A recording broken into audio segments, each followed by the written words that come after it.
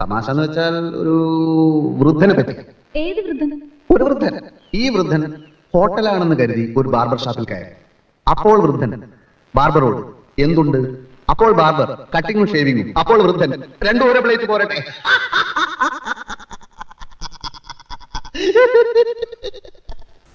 ഓർത്തിരുന്ന് ചിരിച്ചു പോകുന്ന ചിന്തിപ്പിക്കുന്ന ഹാസ്യങ്ങളിലൂടെ മലയാള സിനിമയുടെ പതിവ് തിരക്കഥാ തിരശീലകളെ മാറ്റിയെഴുതിയ തിരക്കഥാകൃത്തായിരുന്നു നടനും സംവിധായകനുമായ ശ്രീനിവാസൻ.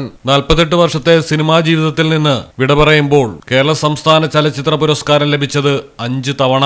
എഴുതി സംവിധാനം ചെയ്ത് അഭിനയിച്ച ചിന്താവിഷ്ടയായ ശ്യാമളയും വടക്കുനോക്കിയന്ത്രവും എക്കാലത്തെയും സൂപ്പർ ഹിറ്റുകൾ. 2 ചിത്രങ്ങൾക്കും ദേശീയ പുരസ്കാരങ്ങളും ലഭിച്ചു.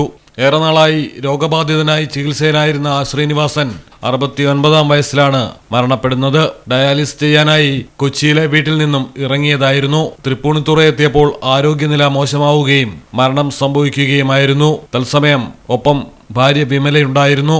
1956 ഏപ്രിൽ 4-ന് തലശ്ശേരിക്കടുത്തുള്ള പാട്യത്താണ് ജനനം. കതിരൂർ ഗവൺമെന്റ് സ്കൂളിലും പഴശ്ശിരാജ NSS കോളേജിലും പഠനം. കണ്ണൂരുകാരൻ പാട്യത്തെ ശ്രീനിവാസനെ വളർത്തിയെടുത്തത് മദ്രാസിലെ ഫിലിം ആൻഡ് ടെലിവിഷൻ ഇൻസ്റ്റിറ്റ്യൂട്ടായിരുന്നു. രജനീകാന്ത് അടക്കമുള്ള പ്രമുഖർക്കൊപ്പം സിനിമ പഠിച്ചു. 1977-ൽ PA ബക്കറിന്റെ മണിമുഴക്കത്തിൽ അഭിനയത്തിന് അരങ്ങേറ്റം കുറിച്ചു.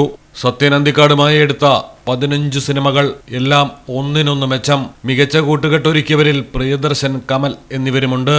സന്മനസ്സുള്ളവർക്ക് Samadhanam, TP Balagopalan MA, Gandhinagar 2nd street, Nadodikkattu, Thalayanamanthram, Golanthara Vartha, Champakulam തച്ചൻ, വരവേൽപ്പ്, സന്ദേശം, ഉദയനാണ് താരം, മഴയെത്തും മുൻപേ, അഴകിയ രാവണൻ, ഒരു മറവത്തൂർ കനവ്, അയാൾ കഥ എഴുതുകയാണ്, കഥ പറയുമ്പോൾ തുടങ്ങിയ നിരവധി ഹിറ്റ് ചിത്രങ്ങൾക്കാണ് ശ്രീനി തിരക്കഥ എഴുതിയത്. ഇടം വലം നോക്കാതെ സാമൂഹ്യ വിമർശനം നടത്തുന്ന ഒരു മനുഷ്യൻ കൂടിയായിരുന്നു ശ്രീനിവാസൻ. കൃഷിയുടെ നല്ല പാഠങ്ങൾ പകർന്നു നൽകിയും ശ്രീനി കേരളത്തെ വിസ്മയിപ്പിച്ചു.